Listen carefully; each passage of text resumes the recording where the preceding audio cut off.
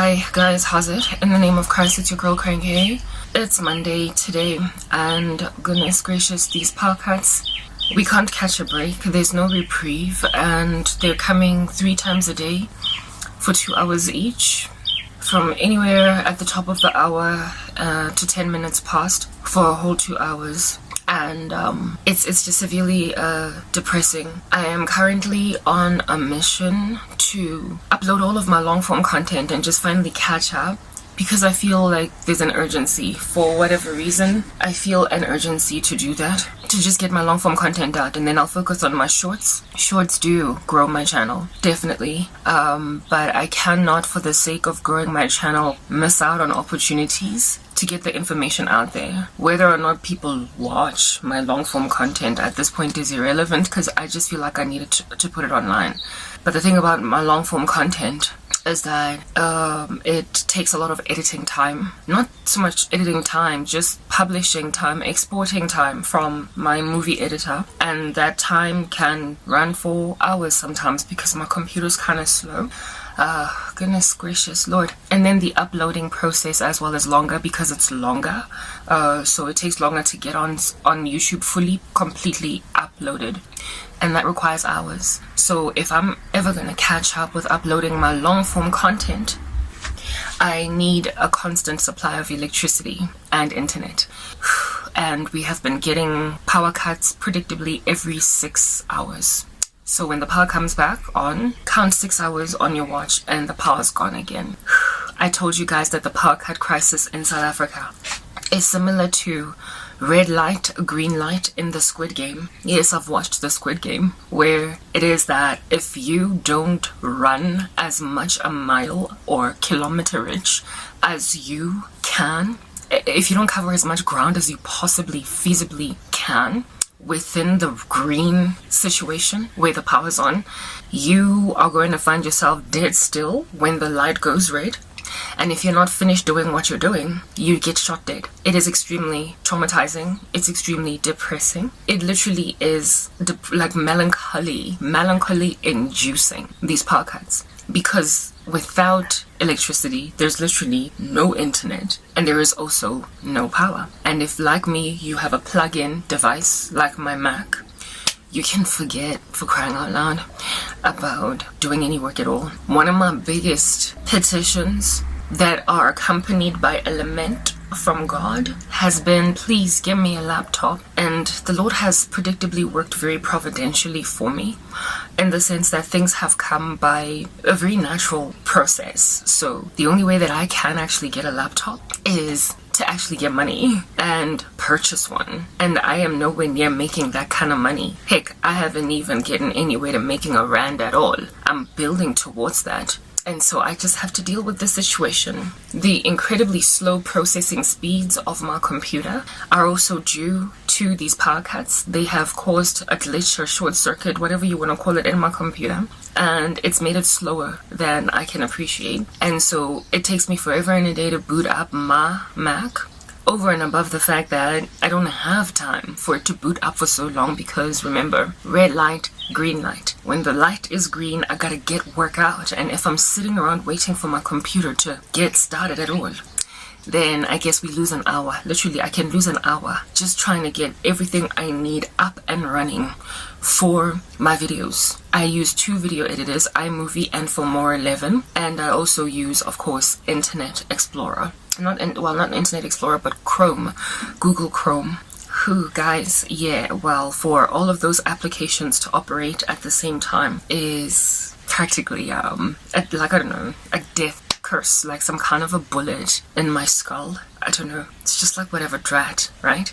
These are the challenges I'm facing, and the anxiety in me changes. It fluctuates from getting this work out as soon as possible because there is an urgency I feel in the spirit to just get it over and done with, alongside trying to monetize or trying to get my life back together.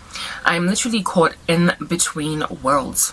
Like, I have no faith in the earth I have this very thorough, resonating belief within my core that we're going home, but the Holy Spirit will not let you rest if you still have, house to clean type setup thing. Sweeping out dirt and debris before you get out. He will make you uneasy if you're not finished with your mission. Even though after your mission is over, just like Elijah, you're going to get taken in a chariot of fire. So it is a combination of distress because I'm not getting around to doing what I need to do fast enough by God's command, and also distress just in case we don't go home to get a life. I need a life. Do you understand? I currently don't have one. I'm just gathering dust on the daily. My hair, as you're looking at it right now, I don't know if you can tell the difference between day before and now. It's fresh, it's clean. I washed it yesterday.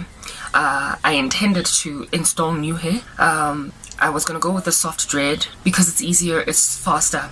Do you understand? But for the life of me, the pain, the tension on my head that I feel after cornrowing, no matter how light-handed I might have been in cornrowing, is just so uncomfortable for me to handle due to the emotional pain I'm already feeling. It's like I've got so much extreme emotional pain that I can't take any other kind of pain. The smallest little headache is literally too much. An eye ache, an itch, anything at all that is uncomfortable on my physical body, I don't want it. And the tension of new hair is for me just this season that's going to last for like 3 to 4 days that I feel like I can't take it in the middle of these power cuts. I don't want to think. The thing about my life is that it's so stagnant. I'm going nowhere. I'm so abandoned. I'm so left destitute that all I do in situations like the one that we're currently experiencing, power cuts, is think about my sorrowful situation. Do you understand? Whereas when there's power, I am working. So I'm thinking about what I'm doing and I'm actively achieving goals. I'm getting closer to where it is that I want to be. So it's less stressful when I'm working like a dog. So when there is like a 2-hour power cut, 3 of them a day, all I do is think. Recently, I've been reading articles on Quora, and it's helped. But when there is no when there is no data, like airtime on my phone, I just kind of have to find a way to write it out. And this here video that I'm recording is a way to write out as well a podcast. I didn't even want to record this video because remember, I'm trying to catch up with all of the work that I'm backlogged with. I'm literally like 2 months behind, and I'm trying to upload perhaps 3 days worth of long form content per day so I can eventually catch up. I am abandoning my shorts because what is this? I don't have time. I don't have time. Even though shorts win me subscribers, I don't have time. I feel like I don't have time and I have to choose. And since I create my shorts out of my long form content, the bulk of them, I at this point don't really have the time to choose both shorts and long form. And long form, since my shorts are made up out of my long form content, my thing is, if people really it's written about the world in the last days that they are gonna take or follow after seducing spirits and doctrines of demons and having itching ears and not being willing to endorse sound doctrine, they are going to gather for themselves a great number of teachers to teach them what their itching ears want to hear. Among the conglomerate of people that have got itching ears are people that have got a TikTok mentality or that keep on getting the dopamine shots of very brief, succinct entertainment that lasts for all of 5 seconds. They cannot for the life of them consume longer form content, which is why YouTube has been feeling pressurized to compete with TikTok and other short form content platforms, because people's attention span is literally waxing thin as the eras progress due to feeding them these highly energetic short form things that cause your pleasure centers and hormones in your body to want more. It's like a shot of cocaine or heroin that gives you a temporary high, and you need to keep on feeding yourself with it. So you get addicted to just these 5-second videos, 10-second videos, 1 minute type thing. And by the time you have to concentrate on longer form content, frankly, I don't even know how kids are doing these days in university and high school, because they're so addicted to social media. Because a classroom is an environment where you have to sit for 45 minutes to an hour, half an hour, long form, basically ingesting, consuming content, information that you might be edified and educated. So if you allow yourself to only find successful training in a 5-second video, how in the world do you concentrate at school? So maybe that's why there's so much violence in the schools, why kids are killing each other, why they are failing like no man's business, and why the rate of application to universities is decreasing, or dropout rate. I don't know. It's like the social media phenomenon that is feeding them all this dopamine is causing them to lack attention. They've got ADHD in the worst way. And sadly, it's not just kids that are on that tip, but grown-ups too. The need to fulfill or feed these brief little desires for nuggets as opposed to meatier content is making my life, frankly, escarabo, a living nightmare, because I am literally creating tiny little videos out of information that is already online. Like, I upload a video that is long, about 30 minutes to an hour, a couple of them, and these videos like literally do nothing for me. They don't move off the shelves. It's the same exact same content, exact same information, but then I like splice it up and I cut it into like 30, 45, 15 to 1 minute videos in my shorts feed and also on TikTok, and the same information that I am giving is getting taken up. So it tells me that my long form content is not boring or unengaging. It is rather that people are gathering for themselves a great number of teachers to teach them what the itching ears want to hear. And among itching ears, I would go so far as to extend or exposit that, or give the amplified version of that, is people who, even if it's really sound doctrine, they just want like 5 seconds of it. They want like a bite of it, a bit and a bite of it. Like, what in the world? So it's literally taking up so much of my time to break down my long form content to short so people can subscribe to me. And I've just realized that, but it's the same information. It is the same video. Like, why aren't these people finding edification, for crying out loud, in my longer video? Because the full message is in there with a beautiful banging powy conclusion as well. Whereas the tiny little shorts, I have to somehow try and navigate around them in a way as to bring out a message somehow from a 1 minute within a 40 minute. So I've made a decision to trust the Lord my God, lean not on my own understanding, in all of my ways acknowledge him, and he will make my paths straight. I have made a decision to not stress the living daylights out of myself, because literally I'm going to start popping grays, and I'm not about that business right now.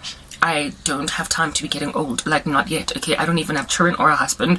I don't even know if that's ever going to happen before the millennial reign, but we're going to talk about that another day. Bottom line is, I'm going to end up literally unnecessarily just popping new grays and getting new wrinkles on my face because of the amount of stress that it takes for me to break down a 40-minute video into 40 individual shorts. I literally cannot do that.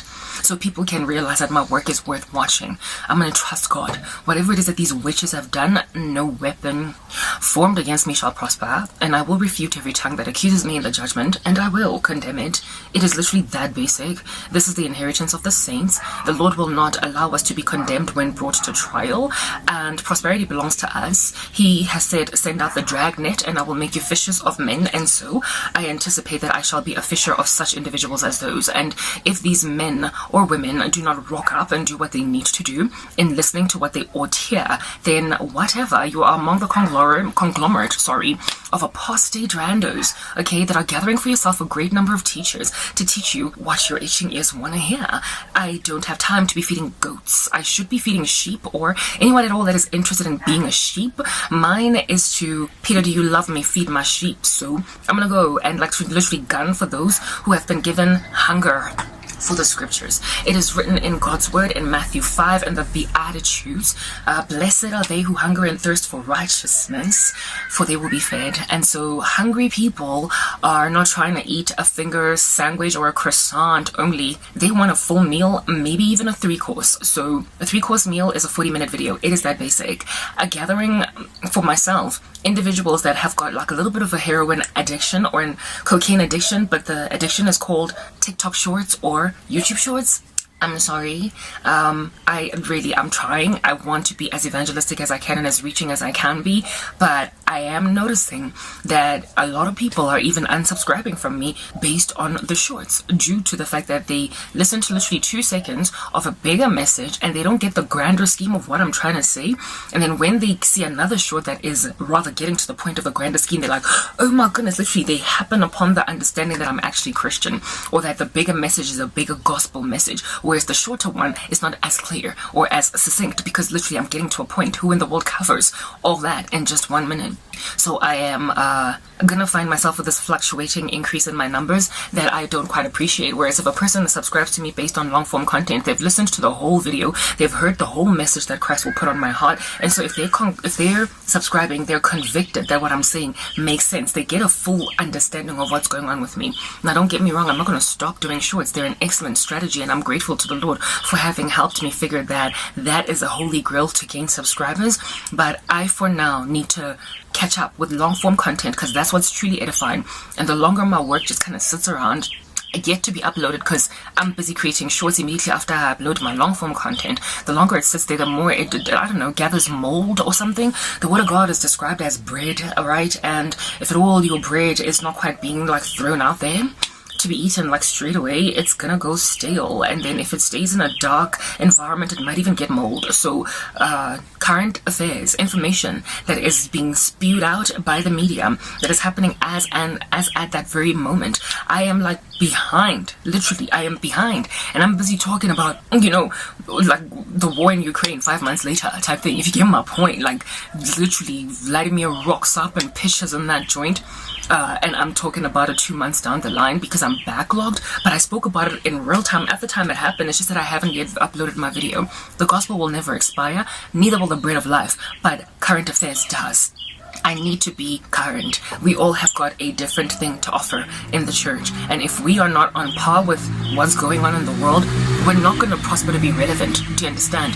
So that is the mission that I am on at present, and I am finding life quite frustrating. So the power cuts that are slapping me upside the head every 6 hours in this like lackluster country, for crying out loud, are preventing me from catching up. Like, they're the reason I'm backlogged in the first place. There was a season we come from of this very nature, and now I am suffocating under like 6 hour green light seasons.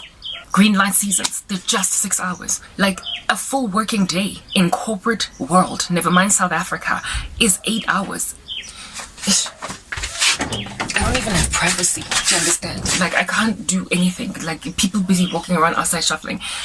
In corporate, 8 hours is what is prescribed as the amount of day, the amount of time that a regular human being would need to be fully productive and therefore beneficial for an organization. And South Africa, who is a country that has its own economy, she is a freaking economy, you know, like demand and supply. That is what South Africa is. That's what any nation is. It is they're all economies.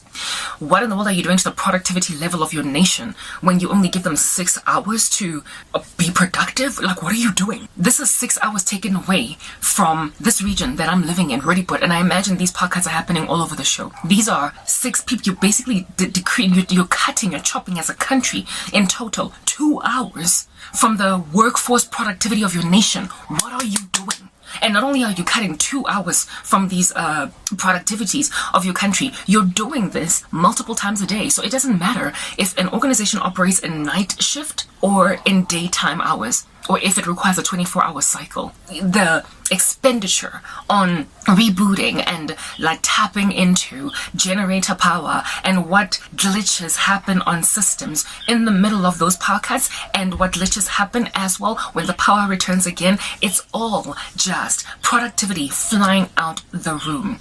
And our countries are doing this deliberately to their own economies. It's literally beyond me what's going on right now. So during these like random 2 to 3 hour power cuts every 6 hours before I can even get my full productivity out, there is just silence and death, stillness, like a sense of rigor mortis, the putrefaction of cadavers just floating around all over the show.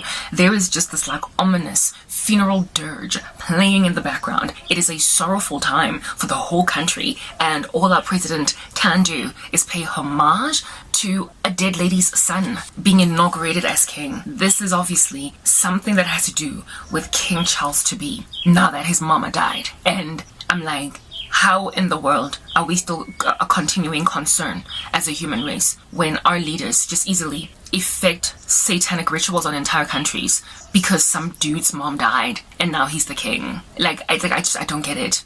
And in the middle of these podcasts, like I said, if I don't have airtime on my phone, I just kind of have to twiddle my fingers. I can't read an article online or do these videos or just basically gather dust. And during the season, when I'm busy gathering dust for those 2 to 3 hours, the thought process in my head is absurd. It's sad, it's sorrowful, it's just painful, right? Lots and lots of shards breaking or spreading across my heart, causing internal bleeding, and it's irrevocable. It feels terminal. It's like I'm dying. That's what happens during the time when these podcasts happen, and the shards cause, because they're in my heart, right? This poignant, exquisite, like harsh, emotional sorrow. They make me so sad. They make me so heartbroken because I think about everything I've lost and everyone. I linger about my very sorrowful life for all of these hours, okay? And so therefore I can't afford to have anybody pinch me, because then it's going to feel like somebody is sawing my hand off. I cannot afford to have anybody slap me, because then it's going to feel like somebody has hit me with a hammer on my cheek. I can't, like, it magnifies physical pain.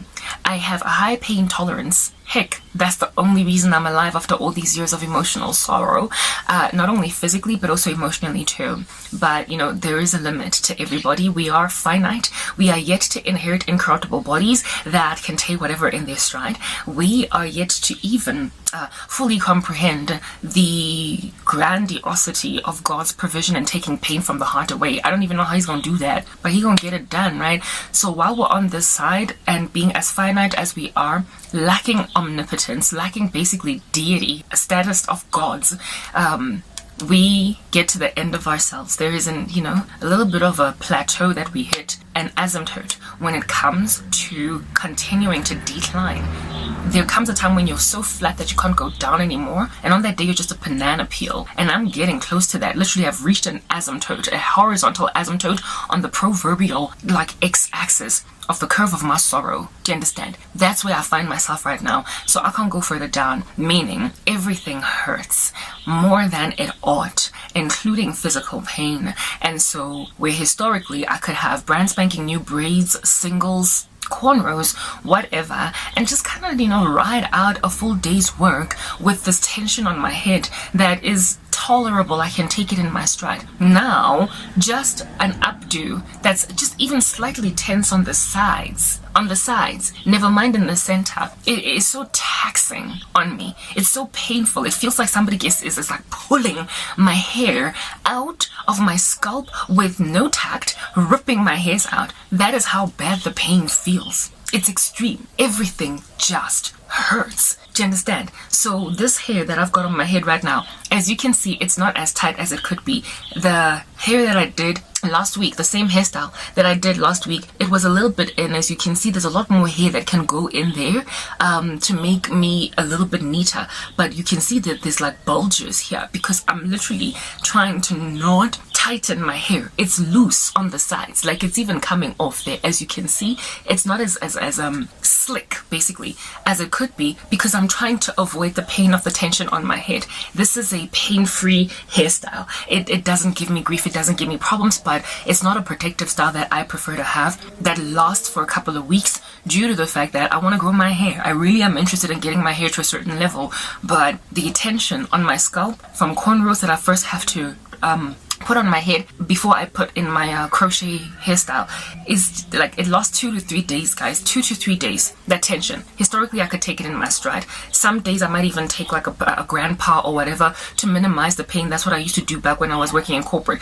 like one a day, just for like that 3-day period where the pain would just still be all up in my throat. But I could like have a normal thriving work day, laugh, even sleep all night long without feeling like I need to wake up to deal with the tension on my head or steam my head or whatever.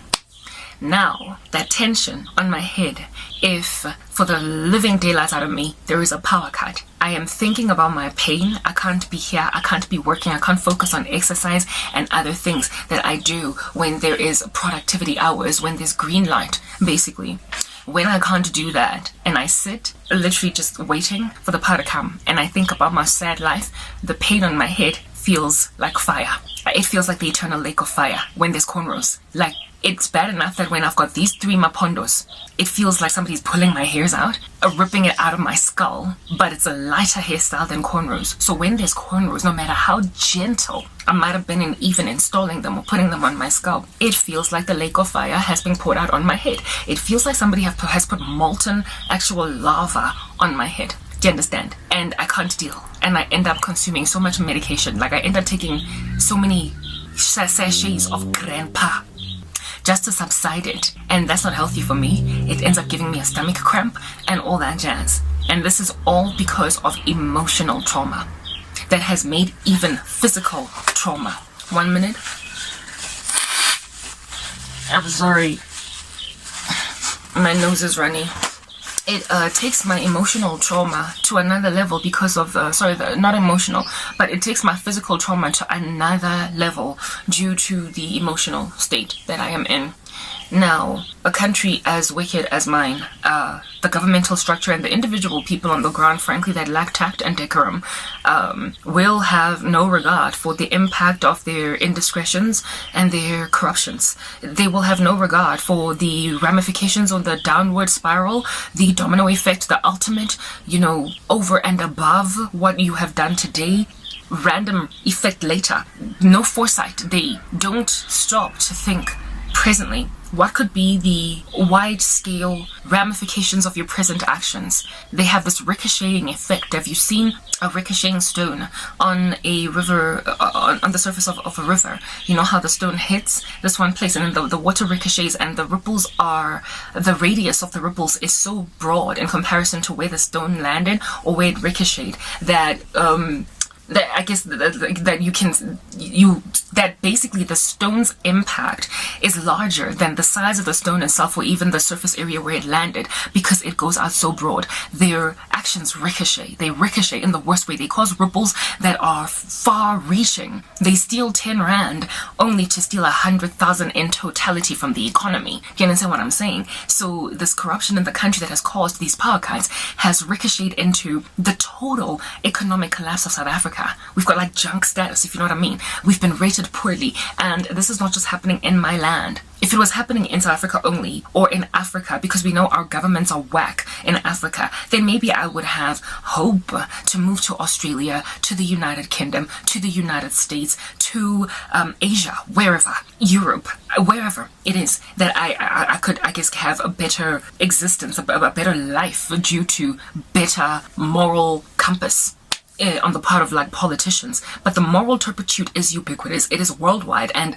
there is literally nowhere to land our feet anymore. There is no more country that we can successfully emigrate to and have a better life. We would no longer can we be exiled anywhere and actually have a better existence due to trusting that corruption is not as prolific in that land. Like politicians across the world all over the show are literally spinning on the spot. South Africa has, by a large margin, being among the best countries to live in Africa for a very long amount of time. It has been recognized as such for a minute. Heck, Cape Town has even been voted the best city to live in the world. And yet it is as insufferable as it is. As a South African, I cannot stand it. So even those places that are being voted, it's alright, you can like be cool here, are not alright. The United States used to be a safe haven for a whole bunch of people struggling in their countries, especially in South America, to find a better life.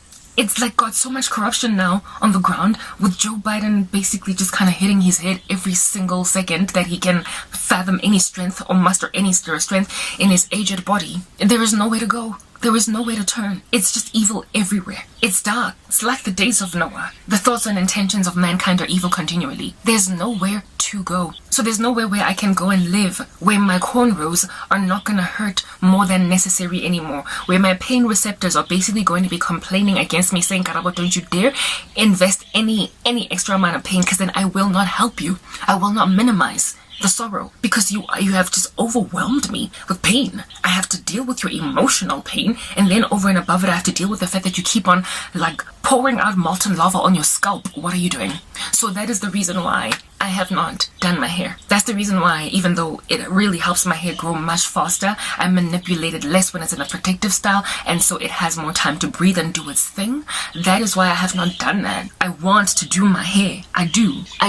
It's very healthy. Look at that. I love it when it's like this before I could plant it because it's gotten all its nutrients and it's fresh. It's clean. It is detangled and it's super jet black. I did a rice water treatment yesterday. Like, it's the perfect time for me to roll my head. But I am anticipating 3 6-hour power cuts a day, maybe more. And in the middle of these power cuts, the pain, the throbbing of my cornrows is going to make me feel like I'm hanging on a noose and can't die. It's going to make me feel like those people in the book of Revelation who will seek to find death and not be able because they keep on getting stung by giant insects from the bottomless pit that have got the sting of scorpions and the body of locusts. Those people that cannot die for 5 months. The angel of the Lord making sure that that's their case, that's their lot, for they have not taken the Passover blood. I can't deal. I am going to feel like I'm seeking to find death and not able. I'm going to feel like a person in the movie Final Destination, where despite having survived the plane crash, it's coming for me, this death thing. It's just going to be perpetual pain. I am obviously traumatized. I am obviously dealing with a lot, and there is no time, any moment today where I'm going to be finding any help at all. And until then, I can't even do something so basic as get my hair did because it hurts too badly, even though it doesn't actually hurt that badly, only due to the fact that my general pain receptors, both emotional and physical,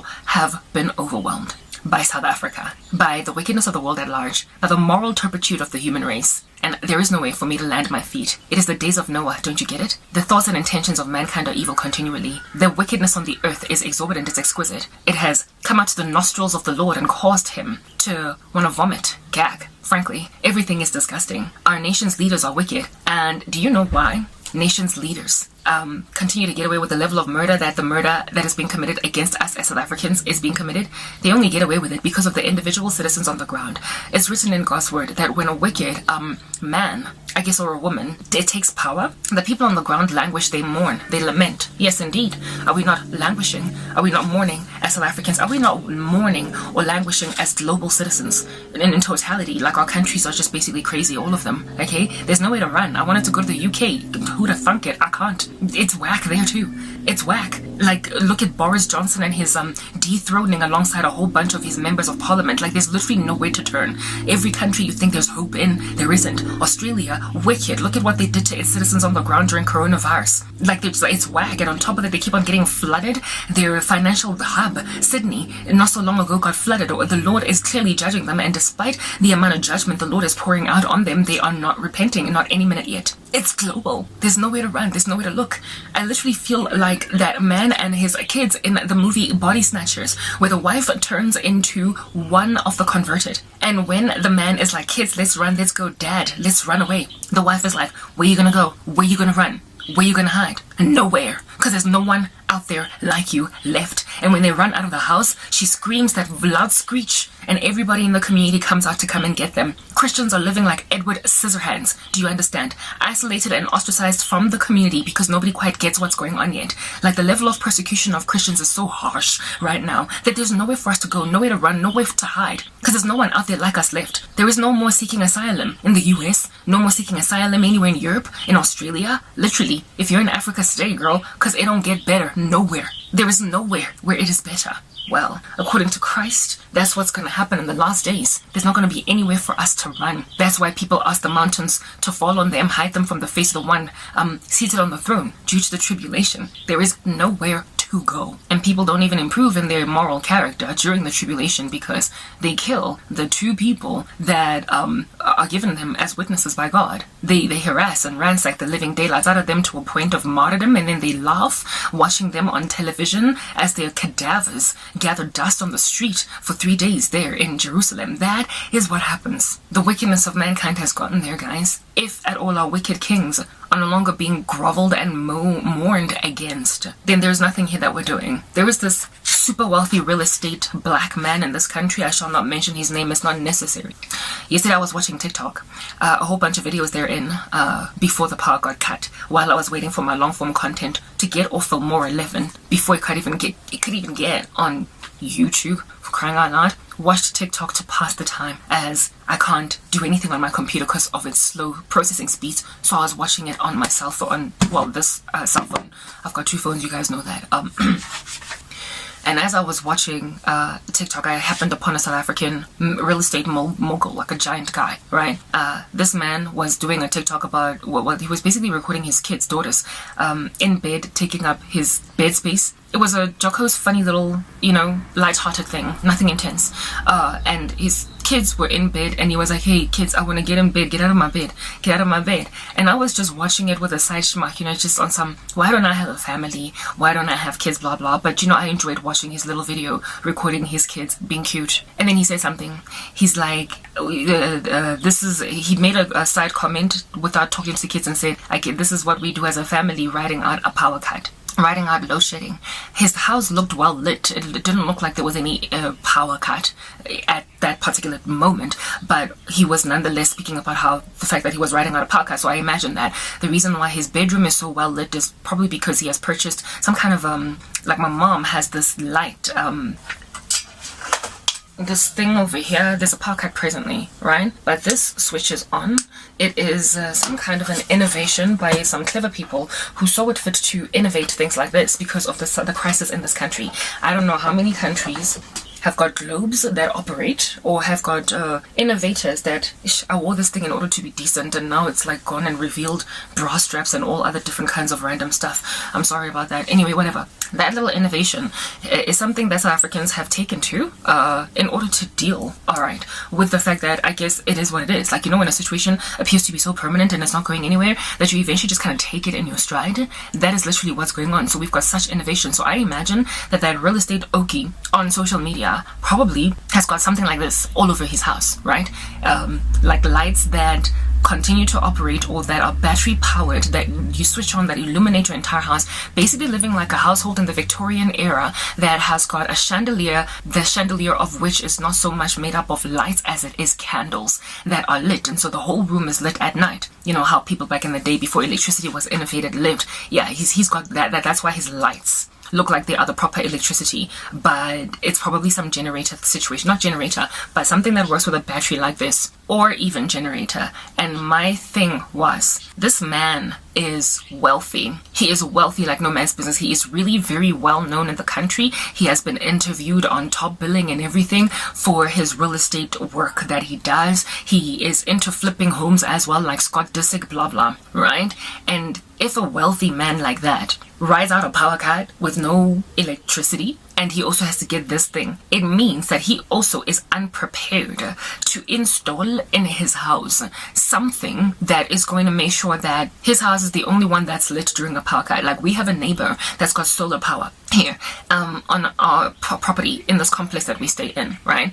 Our complex, there is no unit here that is larger than 3 bedrooms. It's a relatively quaint establishment with homes that are a normal, decent size, but they're not big. It's not for wealthy people, it's for middle income people, this complex that we live in. So solar power for a person living here likely is affordable and he can deal. This man's house, as he was scanning the periphery of his bedroom alone looked like it could have the surface area or the square meterage of this entire property. That was the bedroom on its own. I remember just being like, whoa, what a huge bedroom, right? As he was scanning, because the domestic worker came to talk at the door, and he then panned the camera to face the domestic worker, and like the distance from him and where the camera was at to where the domestic worker was at, like you could literally run for a good 3 seconds before you got to the domestic worker, the way that room was so big.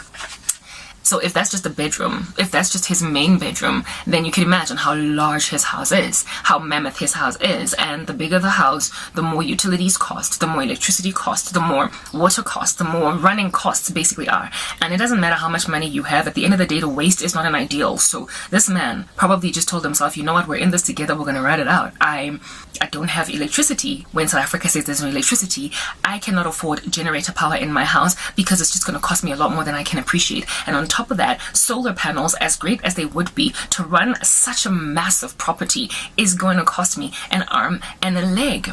So it just does not make proper financial sense for the sake of comfort for me to not have this. So what I'll do is I'll just, invest in lights like this in my house, so that when there's a power cut, at least there will be some electricity. Sorry, there will be light, but there will not be electricity. Now, my neighbors, the ones up like a ish, black people, there is this terminology that we use, back opposite, front opposite.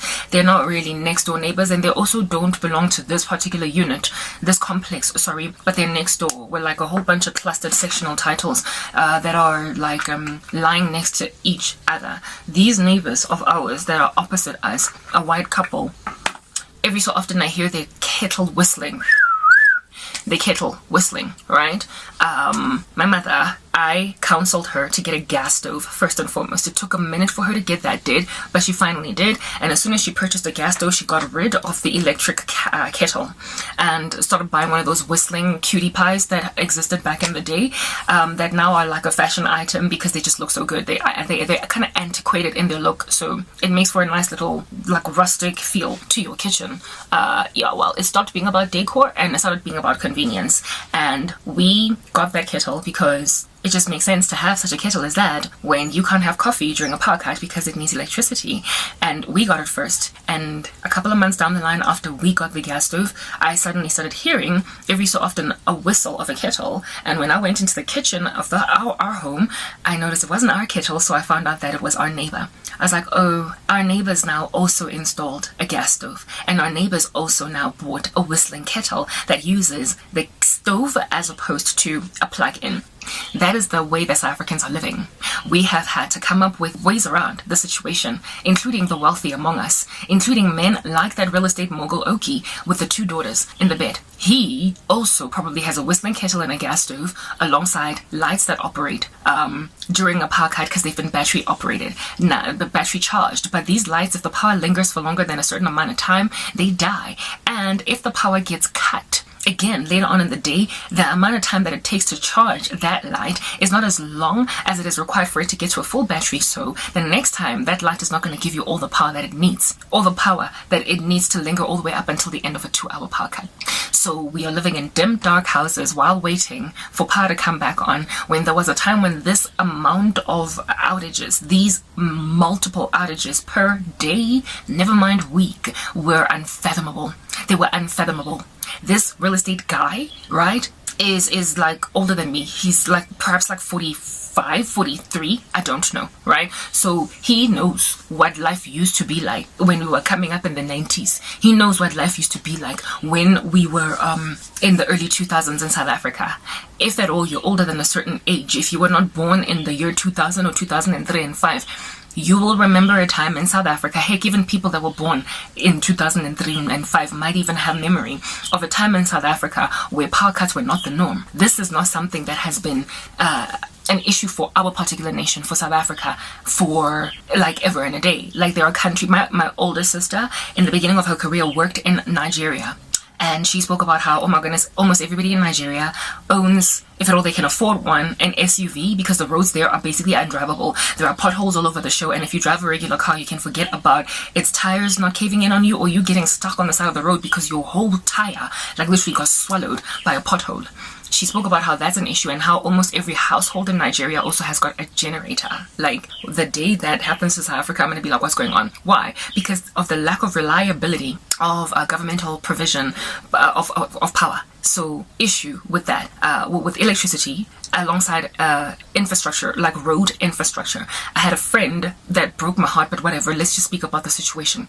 That came from Nigeria, a guy that also, when I asked him, why did you come to South Africa? Why did you stay here after your university years ended?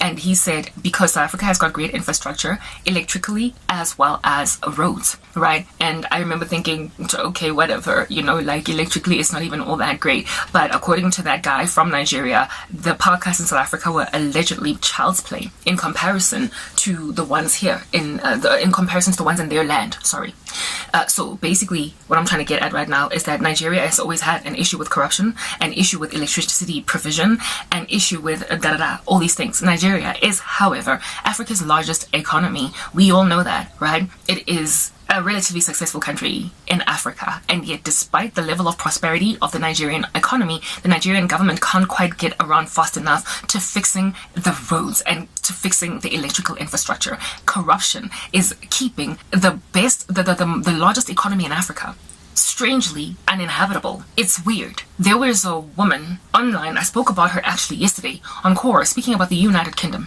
and how it is that she moved from South Africa to the UK. She lived across the world and she decided now to take a little bit of a year in the United Kingdom. And she spoke about how we keep on hearing on the news about the very strong currency, pound that is, of the United Kingdom, of basically all of England.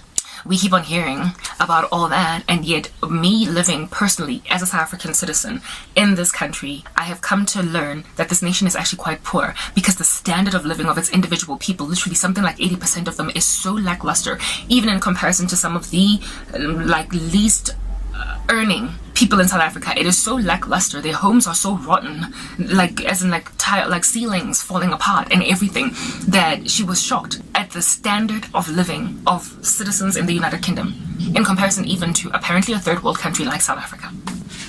So if then our politicians are pushing statistics economically in the world that give them reputation for being the world's leading currency, United States of America, a very strong second, the pound, if at all they are proliferating Africa's largest economy like Nigeria, if at all they are proliferating Africa's most thriving economy like South Africa, if they are pushing those stats and so therefore creating for themselves a reputation on a global scale as kind of decent for you to live in them, and yet when you land your feet at the airports of these countries, you have a completely different experience, you are being lied to as a global citizenship, are you not? We are being lied to about the betterness of moving to Australia, the betterness of moving to the UK, the betterness of moving to Nigeria, to South Africa, the betterness of moving to Asia, wherever it is that you might want to go and give yourself a better life. We are being lied to by news, by the media, by the even economic journals of this world that make you believe that insofar as I can just up and leave, pack my bags and go across the oceans to this place, I will not experience the same level of indiscretion by my government as South Africa. And then you get to the UK and you're living in a house with a rotting roof, and it's better to you. It would have been better for you to stay at home. There's nowhere for us to go. Our politicians are inflating their faces, their political personalities, or their political what is the word that I'm looking for? Reputation. They are inflating their political reputation in the eyes of everybody using media, of course, because a lot of media is also run by whoever is the leading party. I mean, we all know that the SABC belongs to the ANC, for crying out loud, right? And so therefore they will pontificate or proliferate the agenda of whoever is currently running the show to a point of these guys ending up winning ridiculous prizes like Nobel Peace Prizes and all different kinds of random awards for doing a better thing out here in these streets. I mean, the level of honor our president has, Cyril Ramaphosa, that is in the world, is for me astronomical. The guy just literally comes from being busted for hiding money in a couch in some strange farm, and yet he's still among the most beloved presidents in the world. South Africa, thanks to Nelson Mandela, just keeps on getting these presidents that everybody likes, and it's do you know what they're not doing as opposed to what they're doing? Are you aware of the fact that they have allowed a country that doesn't have such a random history as this to now suddenly have one? A country that could not relate with Nigerians, now we can, with homes having generators or all different kinds of weird stuff of that nature. I ain't hating on Nigeria. I'm hating on leadership in our lands, period. Do you understand? If anything, I've got quite a love affair with Nigeria and their culture. Listen up, listen up, listen up over here, okay? The corruption on the ground has made it impossible for us to live anywhere. And if at all this thing is ubiquitous and it's all over the show, what do you think Christ is going to do? I mean, a fool says in his heart there is no God. And an even greater fool in his heart says there are many gods. So I don't know. Christ is the only way. And whatever religion it is that you might belong to, understand that you belong in a God. You belong to a God. You believe in a God. And if at all you believe in a God, you therefore believe in a creator, right? You therefore must also believe that a creator cares for his creation. And that if things just go so pear-shaped and so awry down below, in the thing that he has created, that it is no longer recognizable from the time that he created it or intended purpose for it is nowhere near where it needs to reach, the bullseye has been missed by 10,000 kilometers. Do you not then anticipate that that creator will just end it all and start afresh? Whatever your religion might be, there's only one way to heaven, Jesus. He is the way, the truth, and the life. But in so far as you have any kind of religious belief at all, you ought to anticipate that this is the end for us all. This ought resonate with the eschatological theological beliefs of every religion. When the creation is no longer viable as a going concern, then if you believe in a creator, then you must trust that he will end things. And the only one that did actually create this joint is Jesus. And so therefore, if you want to be safe, rescued, ushered into an ark of sorts, that you might go into the sunset with the one true God who has power to reverse the effects of what you call climate change, then you will repent and give your lives over to the Lord Jesus Christ. The Lord saw the wickedness on the earth in the days of Noah, and it didn't even have an issue with climate change at the time. And it also did not have as many people as it presently has. It only had several hundreds of millions of people.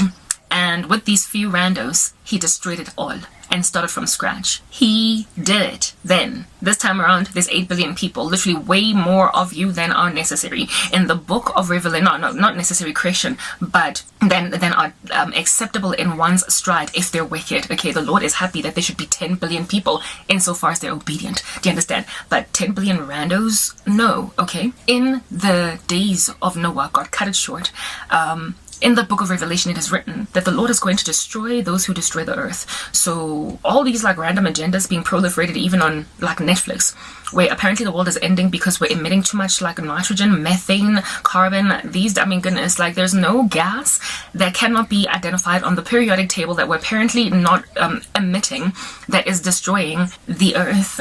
According to these guys, they're being unreasonable. We can't even fart without being destructive to the environment. So based on human beings, we are the reason why everything is just falling apart, and the earth is literally being held in outer space with sticky tape. That is what they are saying. They're blaming it on every element in the periodic table and every compound that can come together as a result of them fusing. They are blaming atoms, molecules, on why the earth is ending when we are made up of atoms, of molecules in and of ourselves, instead of looking at themselves. All the ramifications of the human beings' actions are the reason why the climate is cracking apart, why everything is falling thin, why ice caps are melting, and why also rivers are drying up and floods are ransacking homes that are elevated at the height of Mount Everest. That is why all that is happening. It's our wickedness. The wickedness of man on the earth is causing God to start from scratch. The Lord has no qualms with melting ice caps. Melting ice caps have qualms with you. Creation groans to see the sons of God revealed. And so if creation is thundering and roaring, if waves are tsunamiing beaches, it's you, humanity, you are the problem. Don't you see? The human heart is deceitful above all things and desperately wicked. And in the end, apparently your thoughts and intentions are going to be wicked continually, just like in the days of Noah, except this time around, put a multiplier on it. There aren't hundreds of thousands or hundreds of millions of people on earth, but billions. So your capacity to enrage God has literally multiplied by however many of you now exist. Politicians are as evil as they are because you're evil. An increase in lawlessness causes the love of people to grow cold. Corruption begets corruption. Wickedness begets wickedness. Absolute power corrupts absolutely. And so whoever is in power that's wicked will always upstand or upskill or help up he who or she who is happy to hide their secrets. He who or she who is content to proliferate the wickedness in the land.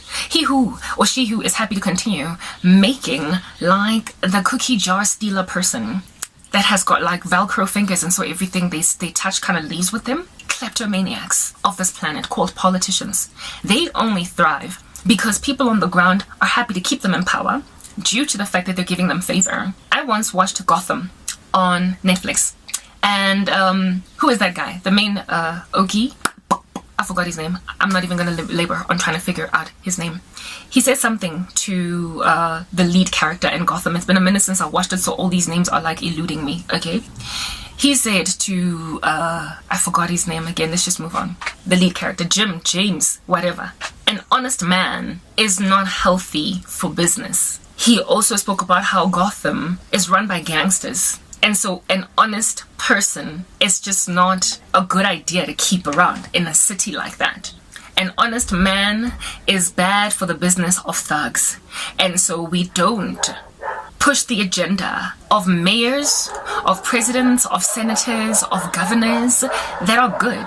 We, as the mob who are running the country, need dishonest politicians for us to get to where we need to get. So stop being naive, James, in anticipating that we are going to let you as a police officer thrive in Gotham. We need a corrupt a Gotham PD. We need a corrupt government. We need a corrupt legislature, judiciary, and an executive. If we don't have corruption, then we as gangsters are not going to prosper or thrive.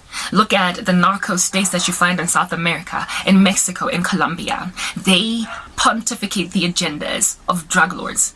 So for a pious president or a pious governor, a pious senator, a pious whatever to like be ranked up just based on the votes of the people on the ground is never going to happen. They either get assassinated or they just get ignored, or their campaigns get dwarfed by scandals that don't even truly belong to them, but they make them real. So if at all a nation is choking up under whack presidency and is not coming up for air, it is because God is judging the individuals on the ground. Because the only reason Colombia becomes a narco state is because Pablo Escobar has got in the comunas of Colombia kids that are happy to walk around with guns, intimidating anybody that does not walk with Pablo's agenda. Pablo is idolized. He is worshipped. I don't know if you've seen the show Narcos, for crying out loud. That was a real story depicting Pablo Escobar's escapades at the time when he was alive. And he was worshipped in Colombia by the citizens on the ground. They protected him. They covered him. And so, therefore, Colombia was a narco state. They couldn't come up for air. If individual people on the ground repent, then wickedness won't thrive. So if you are lamenting, moaning, groaning, complaining, and scratching your eyeballs out because your president is corrupt, look inside your own heart. Are you holding up some kind of a picture of Pablo Escobar in your apartment and with candles around it? A shrine where you worship him? Are you worshiping politicians? Are you happy to proliferate the agenda of the ANC because they help you get a tender?